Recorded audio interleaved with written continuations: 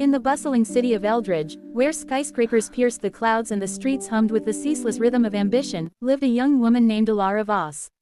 At 28, Alara was the epitome of kindness personified.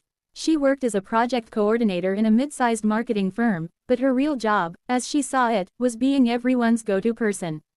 Friends, family, colleagues, anyone who needed a listening ear, a favor, or a shoulder to cry on found their way to her.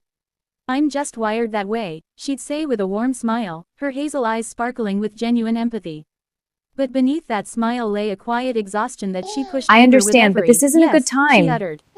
Alara's day Okay, I'll call started you before back. dawn. Bye. Her alarm buzzed at 5:30 a.m., not for her own routine, but to prepare breakfast for her roommate, Mia, who was perpetually disorganized and relied on Alara's culinary skills to start the day right. "You're a lifesaver, Elle," Mia would exclaim, hugging her tightly before dashing out the door. Alara would then rush to the office, arriving early to help her boss, Mr. Harlan, organize his chaotic schedule. "I don't know what I'd do without you," he'd grunt, piling more tasks onto her desk without a second thought. By mid-morning, her phone would light up with messages. Her best friend, Sarah, venting about her latest breakup, her brother, Theo, asking for advice on his career pivot, even distant cousins reaching out for loans or emotional support. Alara responded to everyone, crafting thoughtful replies, offering solutions, and sometimes even dropping everything to meet them. Lunch breaks were sacrificed for team meetings where she volunteered to take notes or mediate conflicts. Afternoons blurred into evenings spent helping neighbors with errands or volunteering at the local community center. One particularly hectic Tuesday, Alara's calendar was a mosaic of obligations. She had promised to help Sarah move boxes into her new apartment after work, tutor her niece in math via video call, and attend a networking event with colleagues. As she juggled these, her own dreams, a side hustle as a freelance writer, sat untouched in a notebook gathering dust on her nightstand.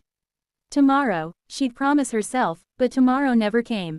That evening, as she lugged heavy boxes up 3 flights of stairs for Sarah, her body ached. Sweat beaded on her forehead, and her arms trembled. "You don't have to do this all by yourself," Sarah said casually, sipping a soda while Alara heaved. But Alara waved it off. "It's fine, I love helping." Deep down, a small voice whispered, "But what about you?" She ignored it, as always. Nights were no respite. Lying in bed, Alara scrolled through social media, liking posts and commenting encouragement on friends' updates. Sleep came fitfully, interrupted by late-night calls from insomniac acquaintances seeking solace. "You're always there for me," they'd say gratefully. And Alara would feel a fleeting warmth, a validation that she mattered because she gave. But the toll was mounting. Her skin lost its glow, dark circles framed her eyes, and headaches became constant companions. At work, her performance slipped, deadlines loomed larger because her energy was splintered. Mr. Harlan noticed, but instead of concern, he added more, "Alara, you're the reliable one. Handle this client pitch too." She nodded, swallowing the resentment bubbling up. One weekend, Alara's mother called. "Darling, can you come home? Your father needs help with the garden, and I'm swamped." Home was a 2-hour drive away, and Alara had planned a rare day off to finally outline her writing project. But guilt twisted her gut. "Of course, Mom, I'll be there." The drive was spent fielding texts from others, her mind never truly at rest. At her parents' house, she spent hours weeding, planting, and listening to their woes. Her father patted her back. "You're our rock, Alara." As she drove back, exhausted and unfulfilled, she passed a billboard, "Value your time, it's your most precious asset." The words stung, but she dismissed them. "Who has time for that? People need me." Weeks turned into months, and Alara's life became a cycle of depletion.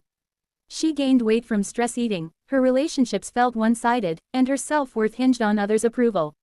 Friends praised her selflessness, but none reciprocated with the same fervor. "Why can't I say no?" she wondered in rare moments of solitude. The answer eluded her, rooted in a childhood where pleasing others meant love and acceptance. Then came the catalyst. It was a Friday night, and Alara had agreed to babysit for her colleagues' kids while also promising to edit Theo's resume. As she chased toddlers around, her phone rang, Mr. Harlan, demanding she rework a report by morning. "But it's my evening off," she protested weakly. "Alara, you're indispensable," he replied, hanging up. She sat on the floor, kids tugging at her sleeves, tears welling. Indispensable, or just convenient? For the first time, the weight of her availability crushed her. She realized she wasn't living her life, she was facilitating everyone else's. The small voice grew louder. It's time to value yourself. That night, after the kids were asleep, Alara stared at her reflection. Who are you without all this? She whispered. The mirror offered no answer, but a spark ignited, a desire for change. Little did she know, this was the beginning of her journey toward boundaries and self-respect. The following Monday, Alara woke with a resolve she hadn't felt in years. The weekend's breakdown lingered like a fog, but amidst it was clarity. She needed to reclaim her life. She started small, researching online during her commute. Articles on setting boundaries and self-value popped up, echoing the billboard's message. One quote stuck: "Boundaries aren't walls, they're bridges to healthier relationships." Inspired, she decided to try. At work, when Mr.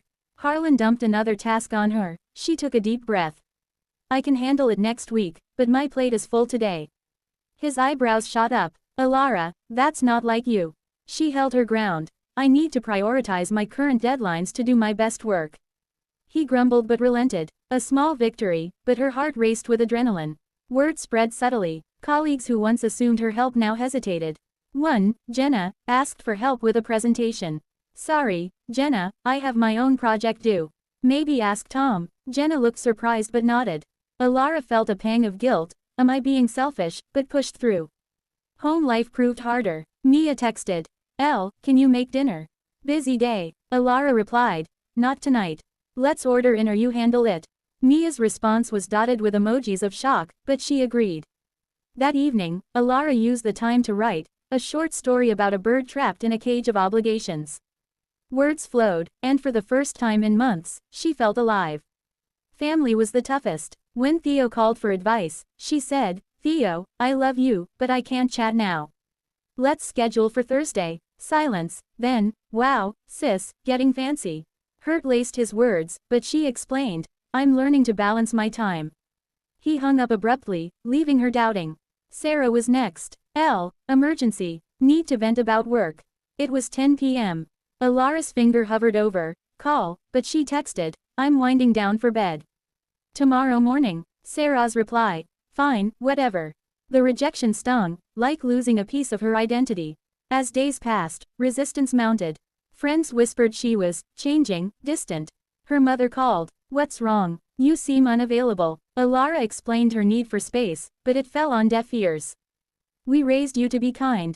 The words cut deep, triggering old insecurities. Burnout's remnants resurfaced, insomnia, anxiety. Is this worth it? She questioned, but glimpses of freedom motivated her. She joined a support group online, sharing stories with others like her. One woman shared, "I lost friends, but gained myself." It resonated. A pivotal moment came at a family gathering. Her cousin, always borrowing money, approached. Spot me $200. Alara said no, explaining her own financial goals. The room tensed. Accusations flew. Selfish. Ungrateful. She left early, tears streaming, but in the car, a calm settled. Their reactions aren't my responsibility. Work evolved too. She negotiated a raise, citing her value. Mr. Harlan, impressed by her assertiveness, agreed. Colleagues respected her more, inviting collaboration rather than demands. Yet, setbacks persisted. One night, overwhelmed, she slipped, agreeing to help Mia despite exhaustion. Regret followed, reinforcing the need for consistency. Through therapy apps and journaling, Alara unpacked her people-pleaser roots, a childhood-pleasing divorced parents for love. Valuing myself starts with forgiveness, she wrote. By month's end, changes bloomed.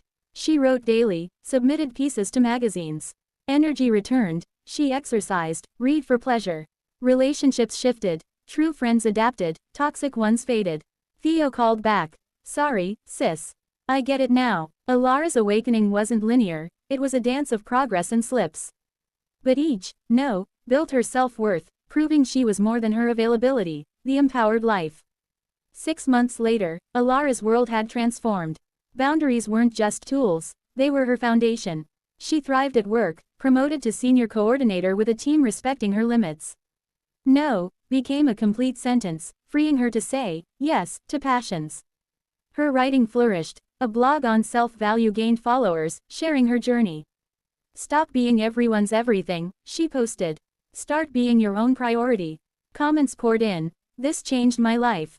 Personal relationships deepened. Sarah, after initial friction, confided, your boundaries inspired me to set mine. They bonded over mutual support.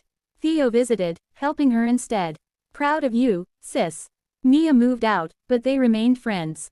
Alara's apartment became a sanctuary, plants, books, a writing nook. Weekends were hers. Hikes, cafes, solitude.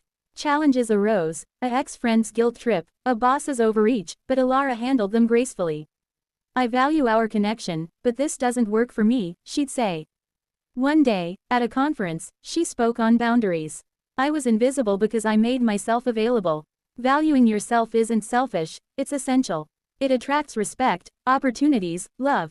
Post-speech, a young woman approached. Your story is mine. How do I start? Alara smiled. 1 no at a time. Romantically, Alara dated selectively, seeking equals. She met Alex, who admired her independence. I love how you honor yourself, he said. Their relationship balanced give and take. Physically, she glowed, yoga, nutrition, rest. Mentally, therapy solidified her growth. You're worthy just as you are, her therapist affirmed. Looking back, Alara marveled. From depletion to empowerment, the journey taught, true kindness includes self. By stopping availability, she gained everything: freedom, joy, authenticity. Today, Alara inspires others. Her message: value yourself, the world adjusts.